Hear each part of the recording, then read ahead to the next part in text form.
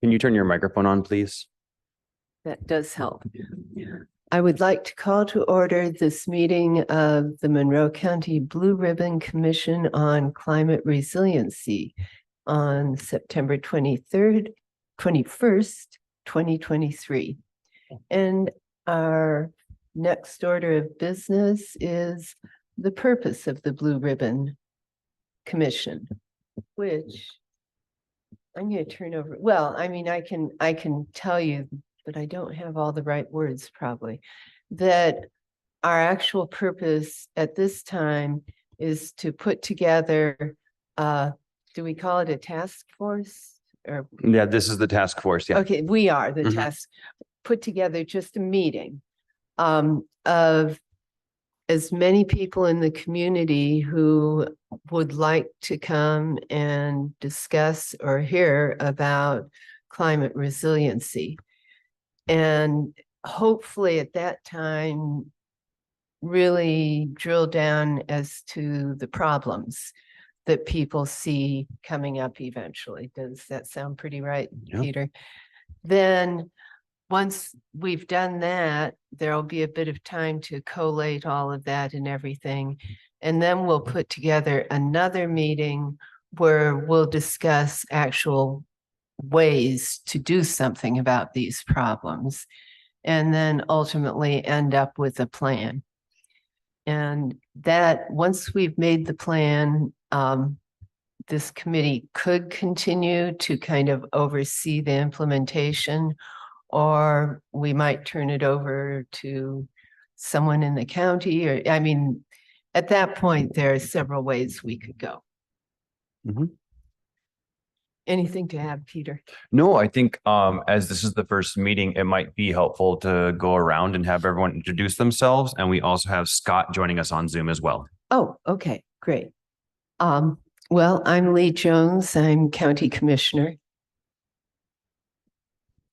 Hi, I'm Kelsey Latonia, MS4 Coordinator or Stormwater Manager for the county with the County Highway Department. I'm Peter Iverson. I'm on the Monroe County Council. Make it green on the face of it. Push the button. Yep, there you go. You got it. I'm Greg Grant and a citizen of Bloomington.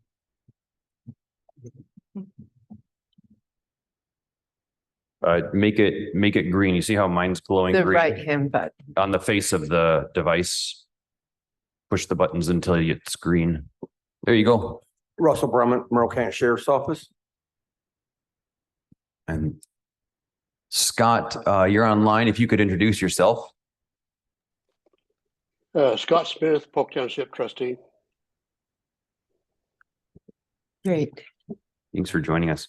Okay, so on the screen there, I just wanted to quickly overview why we're here and one of the reasons why this has been developed.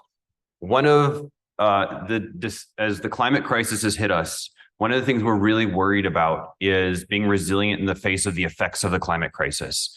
And in our area, that's going to be heat events or flooding events. And that's why you all are here. Obviously, stormwater is going to be dealing extensively with the flooding events, and how do we keep our residents safe from flood events? How do we prevent a lot of damage from flooding? Obviously, the sheriff's department is here because you guys are going to be the first responders. You're going to be on the scene if there is a major catastrophe. Think wildfires, massive flooding events. We want to make sure that we're keeping everyone safe. We also know Scott's online. Not only is he a township trustee, but he also works in emergency management down in Lawrence County. So, ways that we can make sure that we're alerting the public that these sorts of things are happening. And the reason why we're gathering today is because the Indiana University Environmental Resilience Institute, and by the way, for those of you watching at home, what's on the screen is on the county's website. So you can find that on the county calendar. Download it for yourself too. But the Indiana University Environmental Resilience Institute, one of the things they do is they work with governments, and they say, you guys probably don't have a lot of the resources to do the resilience work. So we're going to work with you. And so they've contracted with what's called the GEOS Institute. The GEOS Institute is an organization that is a consulting firm that helps large organizations and government agencies work on becoming what they're calling a climate-ready community. And I'm going to share another document here. We're going to go a little deeper into what the climate-ready community is and why we're doing this. So Indiana University's Environmental Resilience Institute and GEOS has what's called a cohort. Monroe County is the very first county to join the cohort. Most other cohorts have been cities, but we are really leading the way for counties, not only most certainly in Indiana, but I think around the Midwest, to say counties can play a role. The way that this project is laid out, and let me see if I can zoom in just a little bit here. That's not what I wanted to do.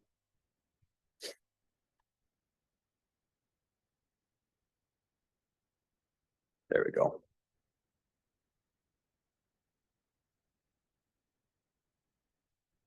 The first step in becoming a climate-ready community is to launch the project. And you'll see task 3 in step 1 is to develop a task force. That's what you all are here for. That's this body.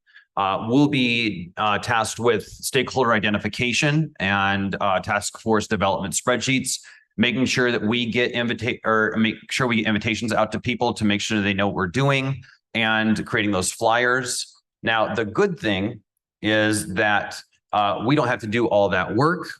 They have Indiana University and the GEOS Institute has graciously assigned to us a McKinney Climate Fellow. This is a graduate level student that's working directly with Commissioner Jones and myself that's doing all this work. Those of you sitting at the table here are not going to have to do all this work, thankfully. You have a lot on your plates already. So what the climate fellow has done now is they've moved on to step 2. They've gathered information about historical climate trends, and they put that into what's called the Climate Trends Primer. I'll share that in an email out to all of you. You can get that in a little bit. They've also created a community primer. The Climate Trends Primer is a document that looks at our best data that we have now to say, okay, this is how we think we're going to be projecting certain events over time. So what is the likelihood of a high heat event impacting Monroe County? What is the likelihood of a massive, 100-year flood, 1,000-year flood impacting Monroe County? And so that's a really helpful document. The community primer is a document that identifies ways that Monroe County is distinct from any other community. What are the vulnerabilities that Monroe County is facing that is different than Marion County or Vigo County or any other county you can think of? And so the McKinney Climate Fellow has actually developed both of those documents, and I'll share those out momentarily. Where the task force is going to come more into play is in step 3 and step 4. And Commissioner Jones identified this in her opening remarks, is that this is a 9-member body. The commissioners are working on appointing additional people to this body, but the 9 of us simply do not have the resources to affect massive change, community-wide change. So a climate-ready community in step 3 is to conduct a vulnerability assessment workshop. This workshop will happen in this room, and it'll be about 25 people. There'll be stakeholders from around the community in a variety of different areas that will come together. And in the vulnerability assessment workshop will be simply to identify vulnerabilities to our community, and then they'll also prioritize those vulnerabilities. So they'll say things like, we think that flooding in Ellettsville is a vulnerability, and we think that the likelihood of that happening is very high versus flooding in Salt Creek. I'm making this up, right? But so the community is going to be gathered together and come up with those vulnerabilities and prioritize them in terms of where do we need to be focusing. That's going to lead to step 4. Step 4 then will be to take all those vulnerabilities and to develop strategies to address those vulnerabilities. Once we have step 3 and step 4 done, then we will have what is going to be then the end goal for the McKinney Climate Fellow. And that's going to be the first ever county climate resilience plan in Indiana. This will be a document that will take the data, it will take the cultural information, it will take the vulnerability information, and it'll take the solutions information. It'll combine all those together to create this climate resilience plan, which will then be delivered to the commissioners, and the Monroe County commissioners have the statutory authority to take whatever steps are identified here in terms of contracts or ordinances or whatever have you. And if there needs to be dollars, it'll come to the council and we'll appropriate dollars to whatever is in that plan. But then after the plan is written, we don't want it to just sit on a shelf. We want to be able to make sure that we're implementing it. And so that's step 6, where we implement the plan. And that's done by this body, I'm thinking. But if the commissioners want to, create a different body, they can too. It's just, whatever works out best. There is a climate readies document that is around 300 pages long that goes into depth in each of these steps and tasks. If you would like that document, I can send it to you. It's a lot. But I'll also pause here for any questions or comments.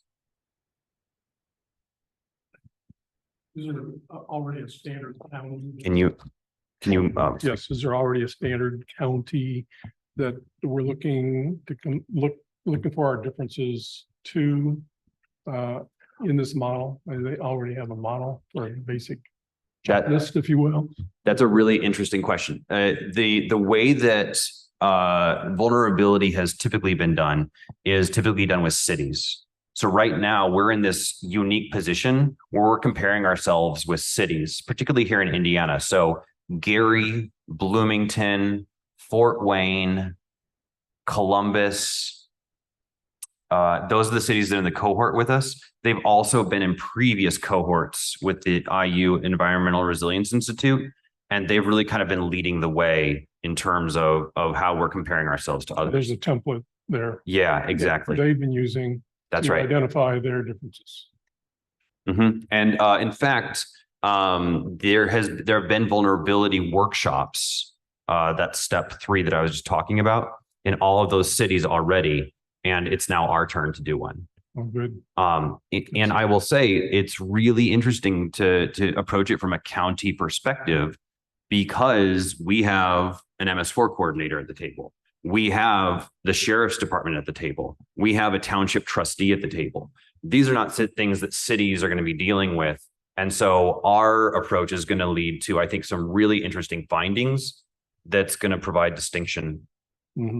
Across the county as opposed to the city. Yeah. I mean, we have more of a rural context, for example.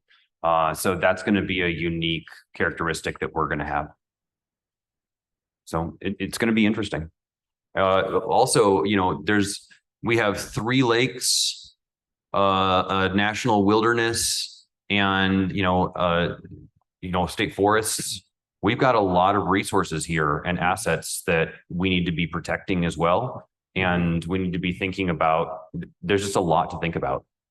Right. And then the basic infrastructure, obviously, if there's a storm, that is contributing to a flooding event, you've got infrastructure vulnerabilities. I assume we're going to be looking at those as well. That's basically what I do every day. So we have a list of things, and updating our existing plans as well, to make sure that we are taking into consideration, changing climate in the future. So I was actually going to comment on the lakes and other resources, because I know the city of Bloomington's Sustainability Action Plan talks a lot about Lake Monroe, but it's not in their jurisdiction. City of Bloomington really relies on it as their drinking water source, but this is going to be a great opportunity to really put actionable items on the table for the county to do to protect Lake Monroe. So Yeah, you're absolutely right. Well, and also it invites collaboration naturally. So the Army Corps of Engineers is the one that has responsibility for that lake, but also Friends of Lake Monroe is doing a lot of the research on the lake. But then also when someone goes missing in the lake, the sheriff's department is there. And when we're worried about flooding, we talk to you. There's just a lot of area for collaboration. And I think one of the promises of this body is that we're not going to be siloed. So within the infrastructure category, I assume there's going to be some electric utility, municipal utility, rural electric cooperatives involved in some point. So we're looking at their dependability under various conditions. Yeah. And I, go ahead, please. our mics aren't very good and you almost have to be eating it to be heard. So if you could turn it, and the reason it matters is because this is on Zoom and the people who are on Zoom won't be able to hear you if you aren't talking directly into your mic. Sure. Should I repeat that? If you just turn it a little more toward you. Yes. So my question was, are we going to look within the infrastructure category? Are we going to have participation from the electric utility sector? Because there are a lot of different utilities, within the county. I think that makes a lot of sense, and they will certainly be invited to, say, the workshops or those sorts of things. And if we think that, they should be having a seat at this table, by all means, we just need to make sure that they're filling out the paperwork and can be appointed by the commissioners. But you're absolutely right. The REMCs, there's multiple REMCs in the county. Duke has a presence in the county. You think about water. I mean, we've got East Monroe Water Company. We've got, City of Bloomington Utilities. There's a lot of opportunity for infrastructure to play a role in how we're thinking about resiliency. Could be vital under storm conditions where things are getting disrupted. And we need that backup plan at the utility level as well. Well, and right now we're thinking about, what exists right now. But there's some really interesting thought leaders that are talking about where we could go. And that could be part of our solutions workshop. Right. But I guess making sure we have, critical infrastructure with backup plans in place. Yeah. Under storm conditions, for example. Right. Yep.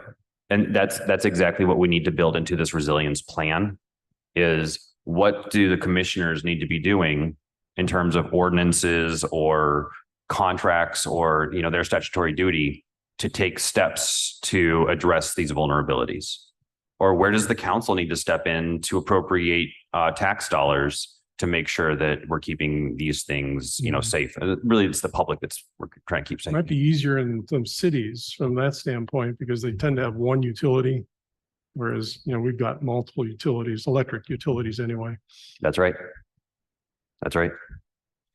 Yeah, I think another thing, because the city of Bloomington is doing the same thing and are a little further along with it than we are, we're really going to be wanting to try to draw people from the county because the city is doing its own thing, which gives us a smaller pool. But then again, when it comes to experts, they're experts wherever they live. So. Mm-hmm. I'll also mention that Sean Mia, who is the City of Bloomington Sustainability Director, will be, she's invited to come to these events. Today, she just had a conflict in her schedule, but we certainly would invite, what they're doing in the city as a perspective to Florida.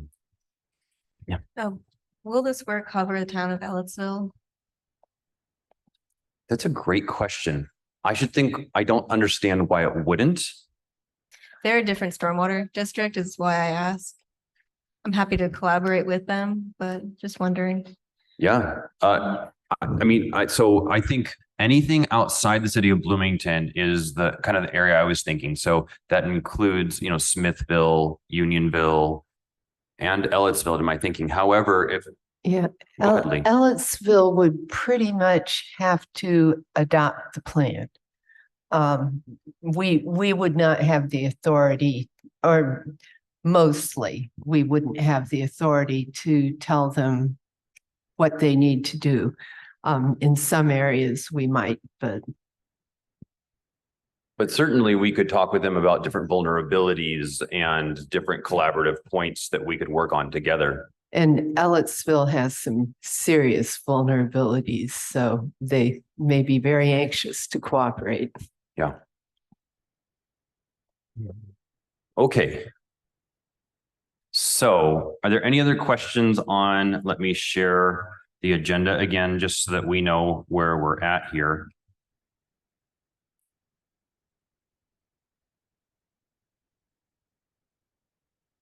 So I went through number 4 pretty quickly. We talked about steps 1 through 6. So the climate trends primer, the community primer, the vulnerability workshop, and the strategies workshop. And finally, the climate resilience plan and the implementation. Let me scroll up so you can all see that. The implementation task force. Is it worth, do you all want me to walk through the climate trends primer or the community primer at this point? Or do you want me to just email it out and have you just read it on your own time? It's actually very interesting reading, at least if you have any interest in this problem. It's got a whole lot of information that's very specific to Monroe County. I think regardless, it would be good to have it in email. Okay, yeah. Yeah, I'd definitely like to see it in an email, at least for reference. And you know, if you have a summary, yeah, it's probably pretty lengthy. Yeah, let me pull up. Give me a second here and I'll get it. We'll start with the climate trends primer. Now, I will mention that the Monroe County Environmental Commission, who has a meeting tonight, reviewed this with the McKinney Climate Fellow. So you'll see there are some edits in, I'm going to share a Word doc here. So let's go ahead and delve into this a little bit. Let's make sure that it's legible. Everyone.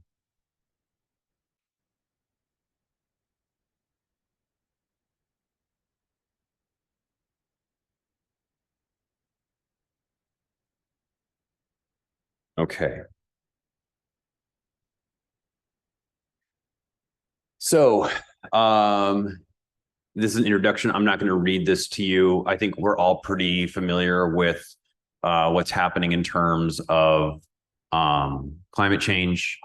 And then here, residents report changes in severe storms, extreme events like heat waves, timing of the seasons, water availability, and plants and wildlife. There's a map of Monroe County. And here's our snapshots. Again, these are all projection based.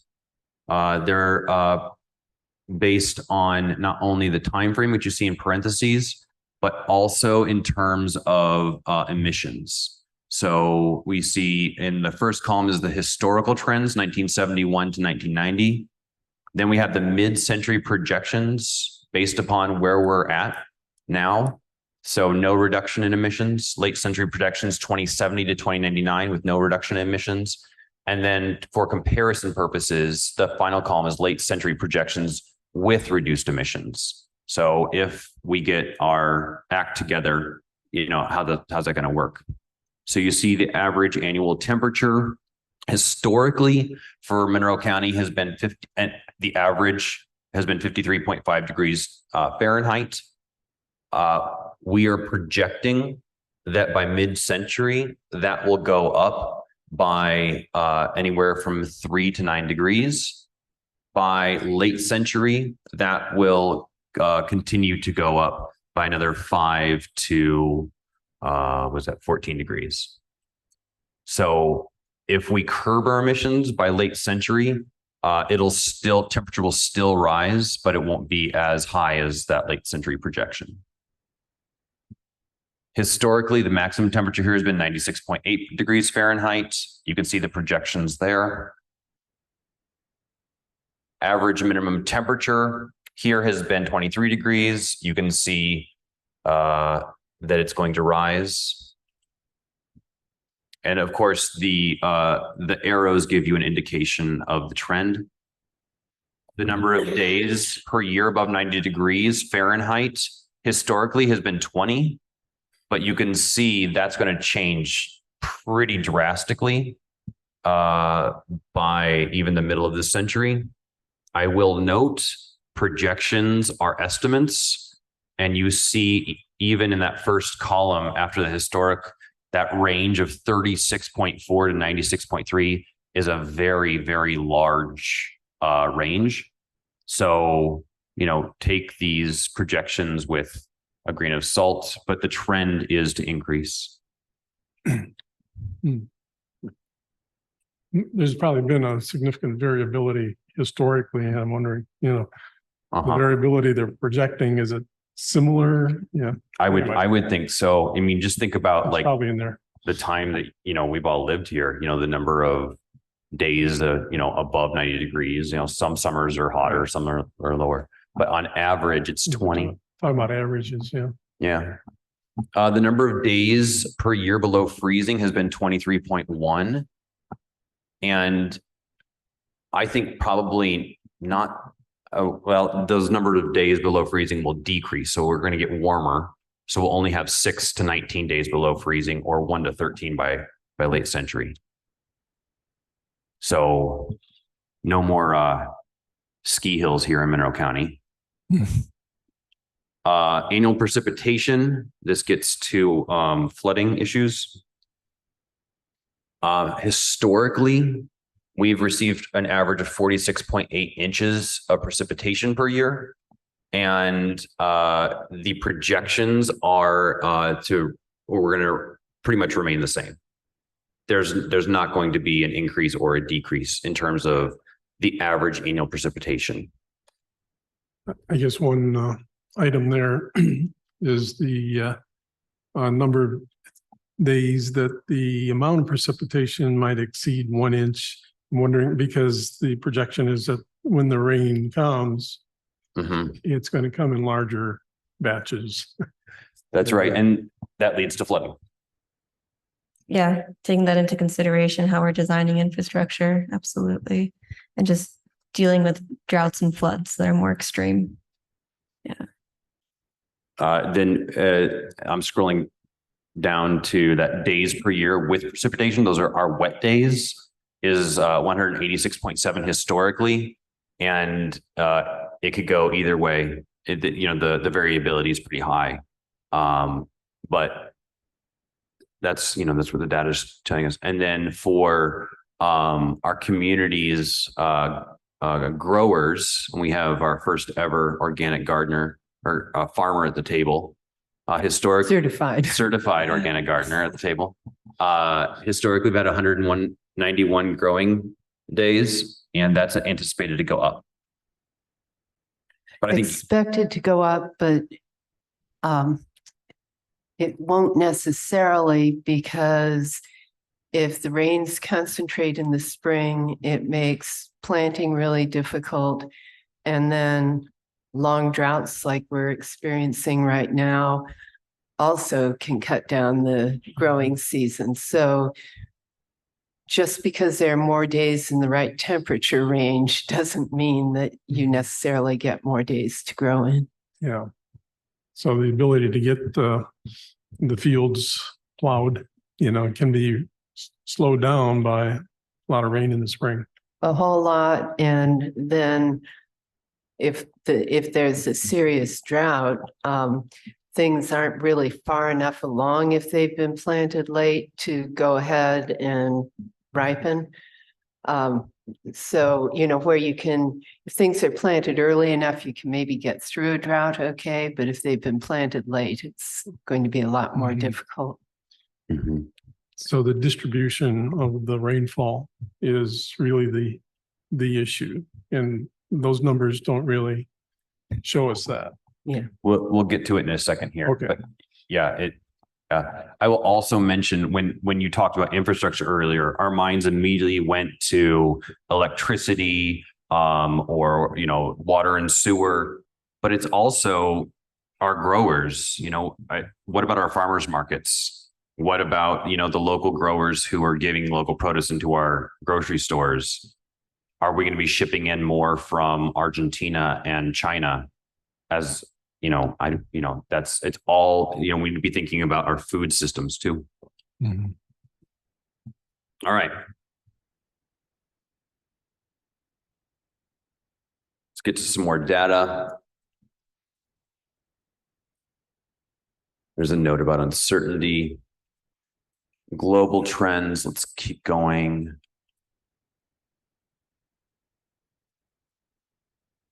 Global average surface temperature. Let's get to the x-axis. So there you see years. Let me zoom out so you can see the whole chart.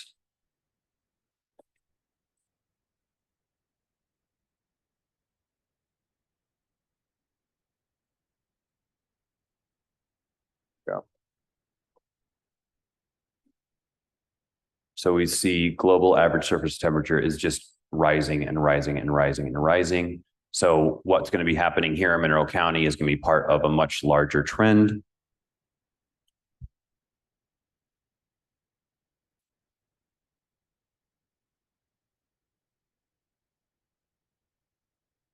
Here's another representation of the increase in global surface temperature change. This is measured in degrees Celsius.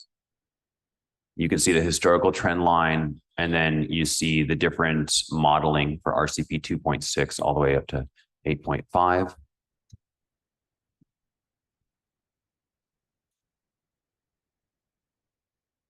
And the modeling is based primarily on the difference in emissions levels. You can see in the footnote there. So projections based on lower emissions pathway where emissions are greatly reduced is RCP 4.5, and higher emissions pathways where emissions level off are 8.5. So the lower RCP is where emissions are going to be higher. And then the RCP 8.5 is where emissions level off. So you can see those different trend lines in terms of, sorry, it's hard to drive and talk at the same time. And is one of those related to the, let me say the UN commitment? Let me look at the source data. This, all of this, this is the citation here is Schmittner 2018. I don't know. I'd have to go back through the document to see if that's the UN report or if that's another report. Just as a reference point, is what I'm thinking. It'd be good to know how we're related, you know, to the national objective and the international objective. Here we're getting more into past and future trends in Indiana. Annual average temperature in Indiana, the trend line is going up, and you can see also there's two trend lines. So the average annual temperature for Indiana historically is shown in red. The black solid line shows the increasing trend in annual temperature. That's 0.1 degrees Fahrenheit per decade. That's a historic from 1895 to 2016. And the black dotted line shows the temperature trend since 1960. So you can see the solid line is the long-term trend, and the dotted line is the short-term trend. So you can see the short-term trend is steeper than the long-term line. Again, all this work was done by an IU grad student. Really, really thankful for that. Indiana temperature trends. Here's more information.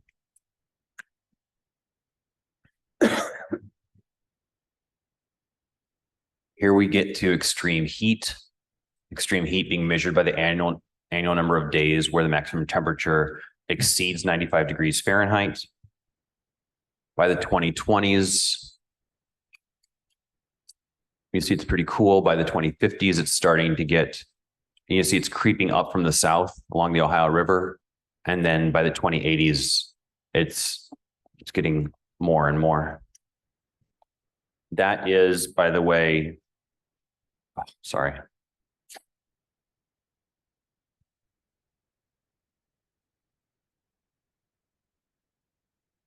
That's the medium emissions scenario. So if we curb our emissions, then it'll be a gentler transition. But if we continue to have high emissions, then the transition will be pretty dramatic. And you see the projection here, this is based on Indiana from the Indiana Climate Change Impacts Assessment, is between 2050 and 2080. There's going to be a pretty rapid change. Mhm. You think they would put our county in a little box on those kind of slides? Oh, we could do that. Just so you can see where we are relative to the rest of the state. It's great to see that variation across the state. That's good feedback. Our McKinney Climate Fellow had he couldn't make it today, but he'll be here for the next one. Here's information on growing season and annual precipitation rise. We're right in here in that 6.9 area. There's those growing days that will lengthen.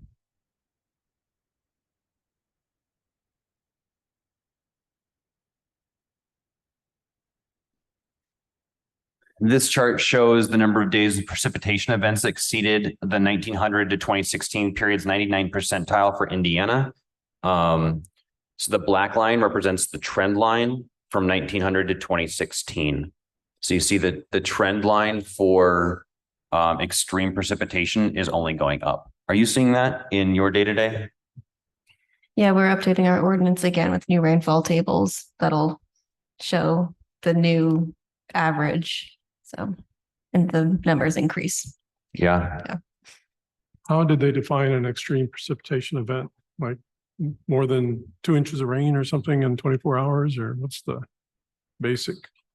This chart, I'd be interested to hear how you define it in your office, but this chart was the number of days where precipitation events that exceed the 1900 to 2016 period's 99th percentile for Indiana.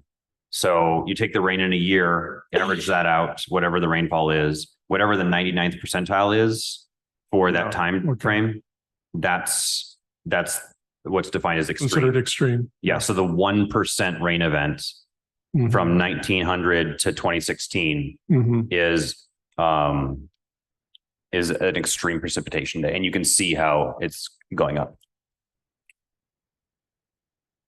Yeah, statistical basis there. Yeah. It'd be So nice to kind of convert that into something meaningful. Like how much is that? Is that an inch or what is it? I think the purpose of this graph is that black trend line, yeah. but yeah, you're right. So we define that 1% chance storm, the annual exceedance probability as 6.8 inches in a 24-hour period. So if you get that 6.8 inches only within, say, 6 hours, and that's elevated to a different level event. So 6.8 inches right now in 24 hours is how we're defining that 1% chance event. You have to know what that is. And I don't think in this report, this is the climate trends primer, that we have put in any of the floodplain mapping that you all have, kept on top of. So that would be interesting to put in here. Because I know that's, Yeah. And that's done by the state for the most part, state and federal government.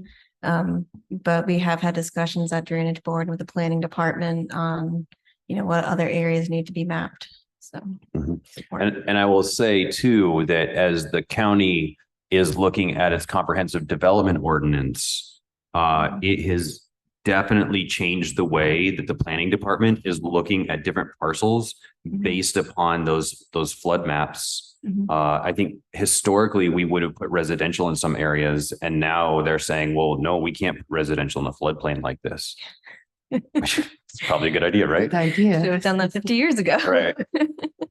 So again, there's infrastructure. Where do we put residential? Where do we put commercial? Where do we put, in terms of just even our planning? There's a lot to think about here. Okay, so I'm at page 8 of 19. Should we keep going? Okay.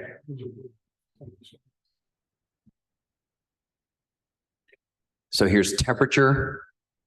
Here you see, instead of Indiana data, now we're seeing NOAA data.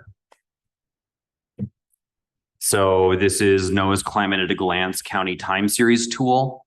It shows a 0.5 degrees Fahrenheit increase in average annual temperature of Monroe County from 1976 to 2022.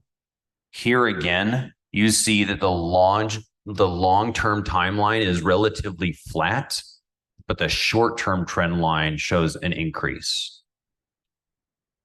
So our temperature is increasing, and you can see the language on the right-hand side of the screen saying that the peak annual temperature in Monroe County is projected to rise incrementally. Let me pop in here. By 1 degree Fahrenheit per decade under a low emission scenario.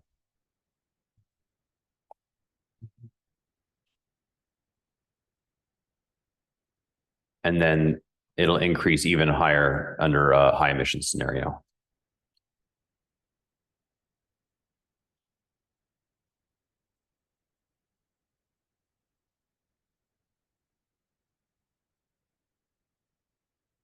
Here we're talking about extreme hot days. That is days where temperatures exceed 95 degrees Fahrenheit.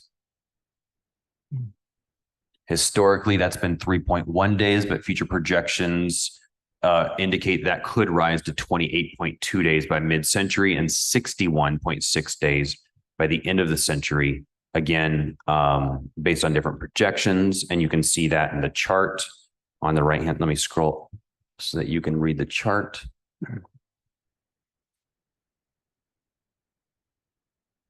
So here is a collection of different means or averages or timelines plotted against the number of days on the x-axis and temperature on the days where the heat index is over 105 degrees Fahrenheit is the y-axis, and days where the heat index is over 100 degrees Fahrenheit is the x-axis. The heat index takes into account the humidity, the temperature. And that's where we're getting in the report is next we're going to have a data on humidity. And the idea is we're going to be having more hot days and we're going to have more extreme rain events. So you're going to just get dumped. We're going to get dumped with rain, but it's going to be hot. And then just the humidity is just going to stick around. Mm-hmm. The 95 degrees is, I mean, is that the heat index? Heat index 95, or is it the temperature at 95? The temperature. So extremely hot days is measured by temperature. Heat index down here is what we were just talking about. Right. The real stressor is the heat index. Right.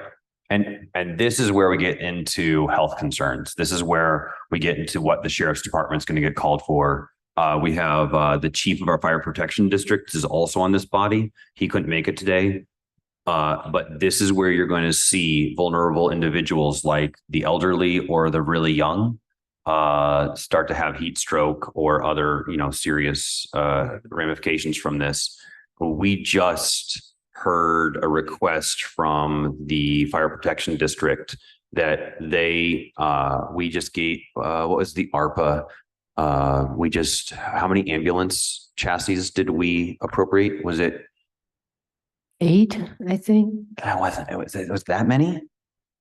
I don't think it was that don't many. remember for sure. The point is the fire protection district is answering more and more 911 calls, not for fire, but for things like heart attack, stroke, or car accidents. The first one's on the scene. So that's why we want to make sure our first responders are at this table, because the heat can really cause social chaos, and we want to make sure that we're on top of it. And of course, that's. Go ahead. Oh, I was just going to mention that a very vulnerable group that isn't always acknowledged are outside workers. right. And as these conditions happen, Americans really very strongly believe in air conditioning. And it makes it really difficult for people to go out and actually work in these kinds of temperatures. And that can lead to a lot of social chaos if no one can be repairing roads, stormwater, just all of those things. You have to go outside for that. Scott, thank you for your note in the chat. Scott indicates it was 4 chassis for the fire protection district. 4. Okay, thank you. 8 would have been nice. So that comment, not only about individuals that are working outside, whether it's construction or farm or whatever have you, but also the impact that's going to have on our grid. Right. And if you've got everybody cranking their air conditioner now, not just in the middle of the day, but in the morning now, in the afternoon now, can our grid keep up? We don't know. Right. I mean, if you lose your air conditioning exactly when you need it most, then you've just multiplied your That's right. problem. We had that storm come through in June, where it knocked out power for about half of our community, and it got hot. And it was really, really worrisome because folks could not turn on their air conditioning because they didn't have power, but it was also hot. Mhm. And people were losing all their food. That's right. So that you had all these pressures on households. So we want to make sure that we have plans in place. So when this becomes more common, that we don't have social chaos. We don't have, situations where people are starving, situations where people having heat stroke in their homes, that we have solutions here. And that's why we're going to have those workshops. Because I'm sure around this table, we can come up with great ideas. And I'm sure there have been cities that have had, major issues in this regard that, we can draw upon, like Chicago and New York City. Well, Milwaukee doesn't have air conditioning in its schools. There are school districts that don't have air conditioning, so, what are they doing? I mean, that's a major US market where all of their children now can't go into a school. So there are models around the country. Mhm. And I would even say, the heat rising to 61 days, that's not unknown across the world. There are cultures that are, found ways to be adaptive Mhm. in those environments. So there's definitely lessons we can learn from other communities and cultures. We also need to recognize that those people are the people who have done most harvesting of crops. All kinds of the difficult outside work is done by immigrants from these places where they actually are accustomed to working outdoors in heat. Mhm. But they aren't available now. And Americans are always going to prefer to work in air conditioning. Right. So, we're more dependent on air conditioning today than ever. All of our electronics are dependent on air conditioning as well. Communication systems are, just as vulnerable during those times. We just funded a new tower out near the airport that will allow for increased ham signals, so that if the cell phone infrastructure goes down, that there will still be emergency management professionals that can communicate. And I know you guys probably have that technology too. Yes, we do. Yeah. So, when, I can't text Lee and say, are you okay? That at least our sheriff's department, our fire protection district, and folks at the airport have that ability to go around and make sure people are safe. But yeah. Here's some health information from the CDC, the Centers on Disease Control. Again, this is national data. It's not local data. And we think about infrastructure. We even talked about the role that our hospital plays, the impact on the hospital. Change in freeze days. They're just going to get hotter, less freeze days, which is going to impact pests. pests and also a lot of fruit crops and things like that. There are a number of the more perennial crops need a period, a certain length of time of freezing before they'll actually produce. That bell indicates that it's 1 o'clock. We've been meeting for 1 hour. So I'm going to blaze through the next 9 pages. You will get this in an email. And then for those of you watching at home, we'll also get this online so you all can see it. Average participation is increasing. Here's information, on an increase of 0.669 per decade in average annual precipitation in Monroe County. That's historical data. So we know that precipitation is increasing. Here's information that quantifies disasters where flooding or severe storms led to discernible costs. As someone from the county council, this one really bothers me. This, if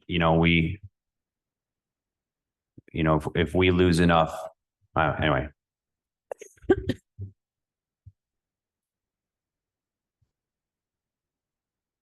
Here's a chart on water with higher emissions, under a higher emissions projection. Let's see if I can bump this up so you can actually see it.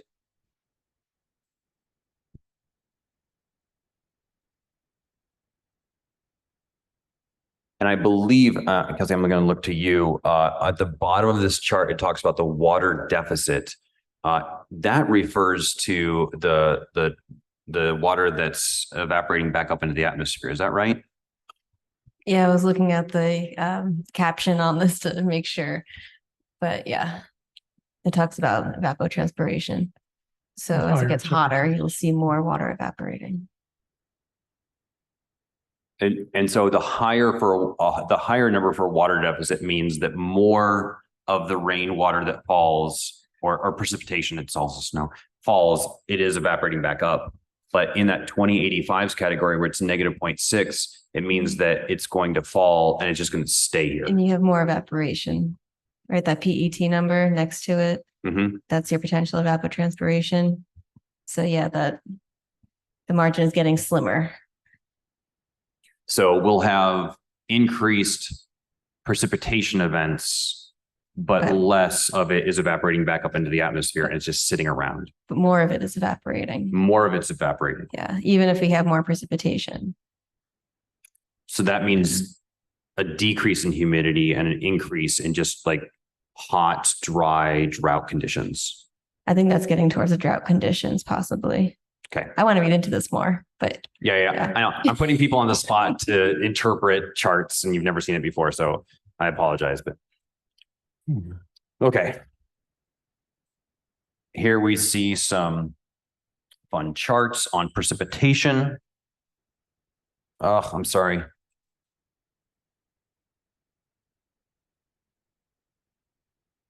There we are.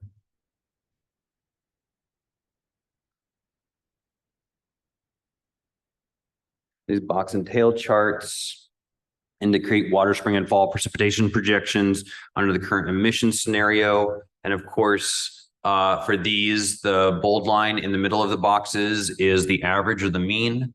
And then the tail on the top is the extreme or the outlier at the high end. And then the tail on the bottom is the outlier on the bottom end.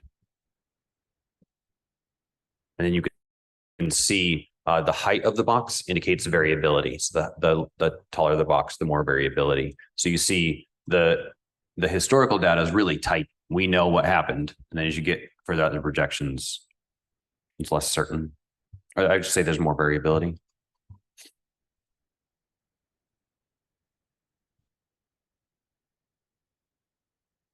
Here's charts on evapotranspiration, which we were just talking about.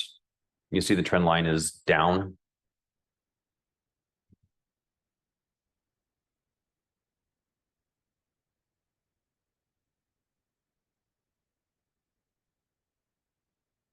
You want to say more about that? All right.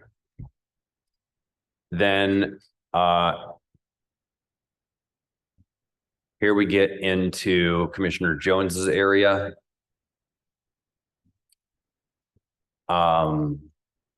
There's indications that as these changes take place, that it's going to change the types of flora and fauna that will be here.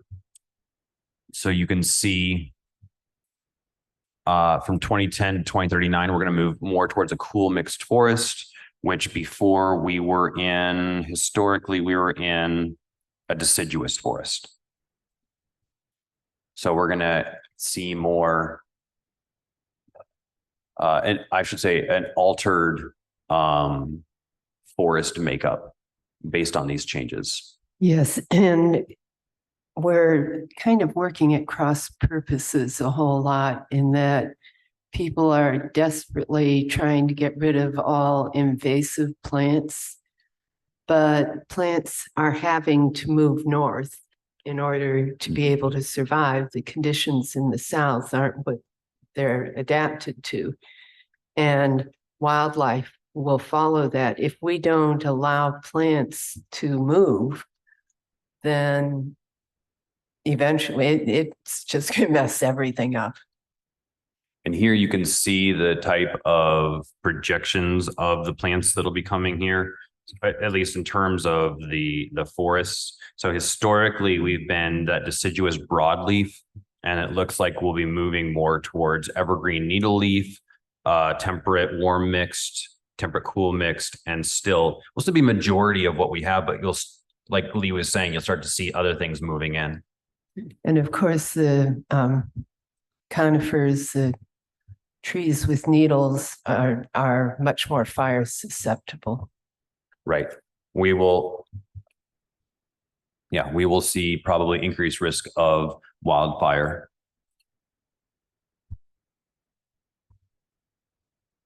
In fact, that's what this chart is. I was not familiar with the term 100-hour fuel moisture, but that's what this chart indicates, is that things will dry out and the risk of wildfire will be higher. I had to have there's a person on the Environmental Commission, the Monroe County Environmental Commission, that was explaining this chart to all of us, and we were all, he'd done forestry. We didn't know. There's more information on fire danger days.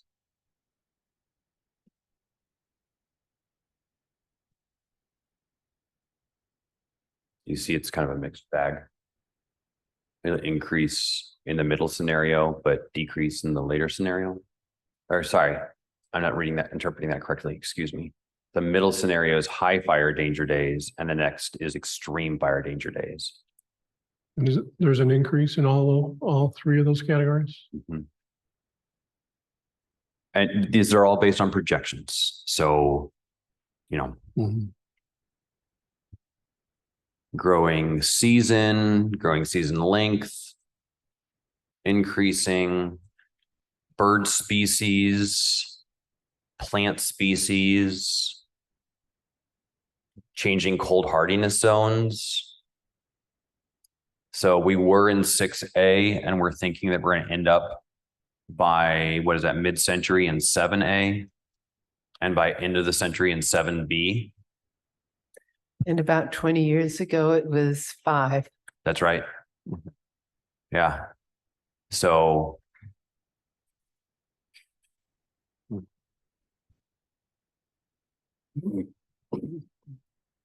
increased temperatures at Lake Monroe could contribute to higher water evaporation rates, which could decrease lake water volumes and heat the water, causing stress to native aquatic species.